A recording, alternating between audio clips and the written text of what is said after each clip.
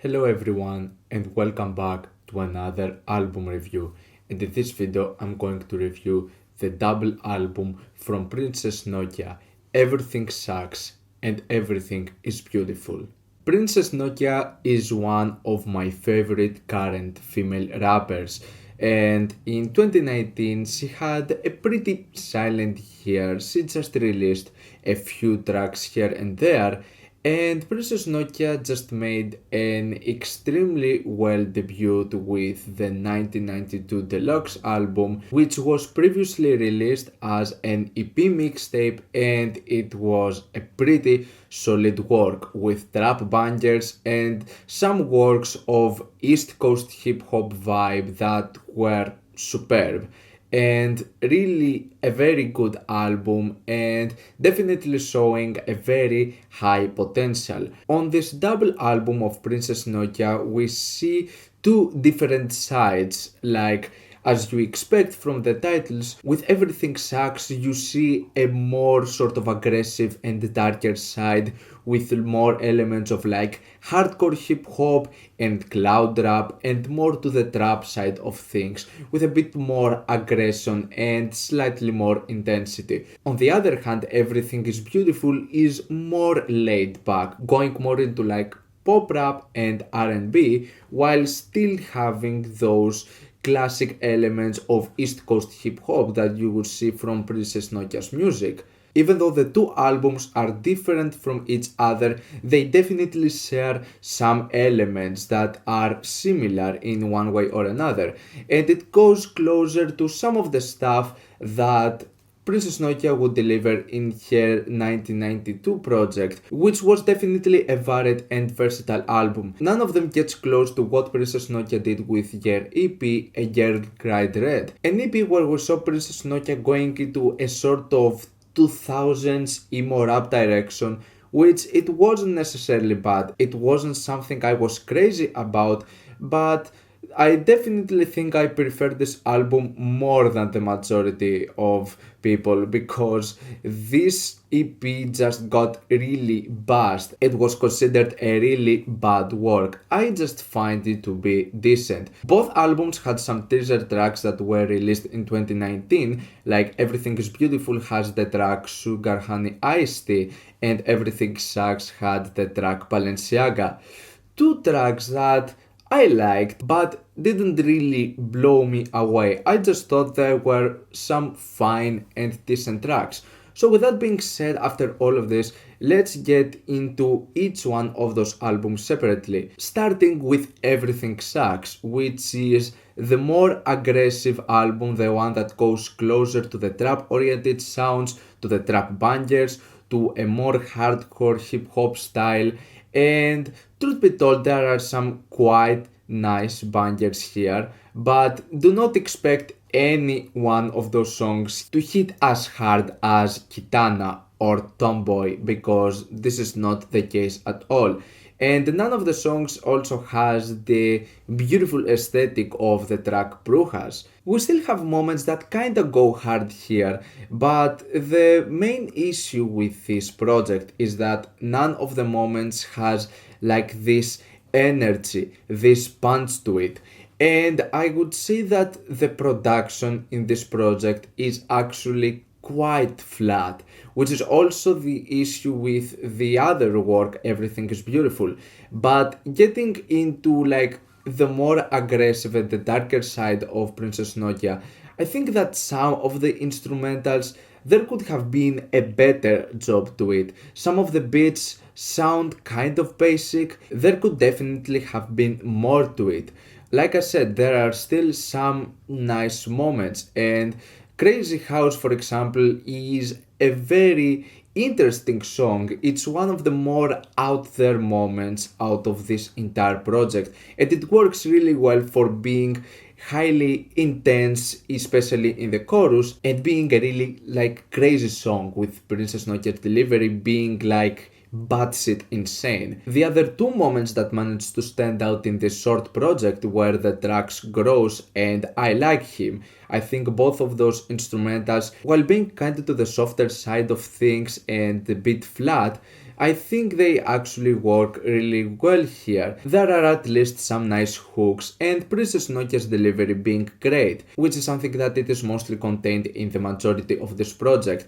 I think Princess Nokia is a very good rapper and she definitely proves it in a very good sense with this project as well. The teaser tracks Practice and Balenciaga, I think they're just decent tracks. They didn't really blow me away, or I didn't see that well for them working as like teaser tracks compared to most of the stuff that are being brought up to this project. Some of the weaker moments in my opinion come with some of the shorter and less developed tracks like Welcome to the Circus and Fifi Fo. There could definitely have been more to it as they felt really short and unfulfilling. And then there's also the track Woes, which is a track that I don't like. And even the delivery from Princess Nokia, I don't like her vocal inflections on this thing and the beat just so flat, such a generic sort of R&B trap song. Finally, the album has a pretty interesting finisher with the track Just a Kid, which feels like a more personal track from Princess Nokia. It is quite emotional and I like the beat and the samples attached to it. It is a very powerful, lasting moment in this album. And now we get away into the dark side and go more into the happy side of things with the album Everything is Beautiful. Definitely a more catchy album, less upbeat, but certainly has a more of a feel-good side to it.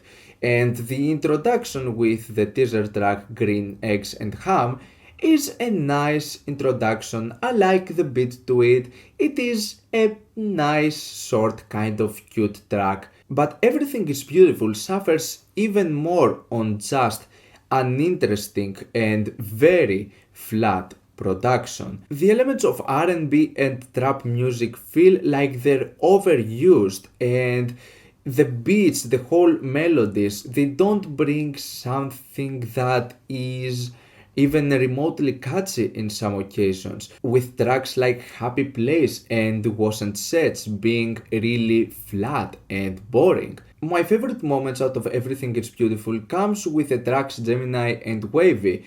Those two tracks were kind of catchy. Wavy had a nice silly chorus to it and I just liked how catchy and cute they were in some respects. Sugar Honey Iced Tea, like I said, I think it's an interesting track. I like the neo soul elements of this song, but other than that, it's meh. It's just meh. The other tracks that were also kind of decent were the songs I Am Free.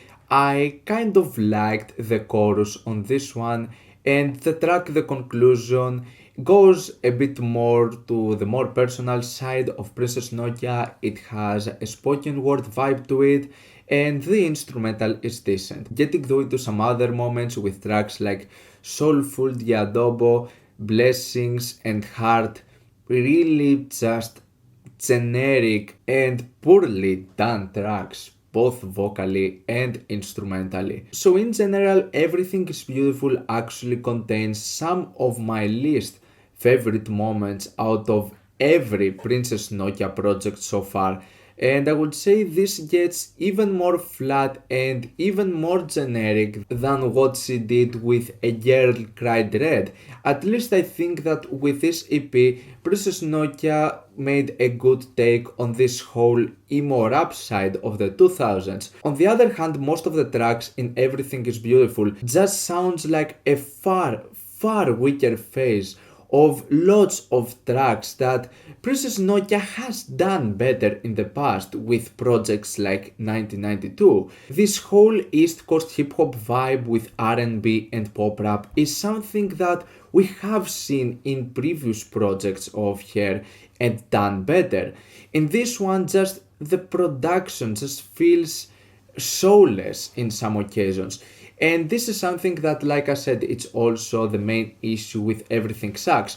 While I like this more heavy and more banging direction on Princess Nokia much more, there could still be something more punchy, more intense to it, which in most of the occasions it just isn't there. So with that being said, I think these two projects offer some pretty nice elements and some really solid tracks.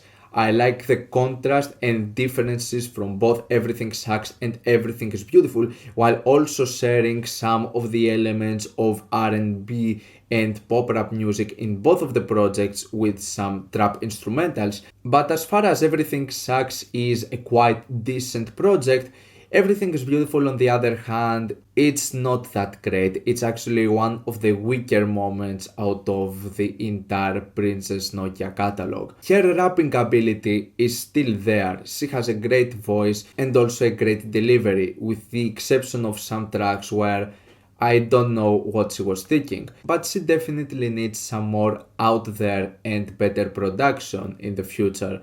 But with that being said, I'm going to give Everything Sucks a 7 minus out of 10 and Everything is Beautiful a 6 minus out of 10.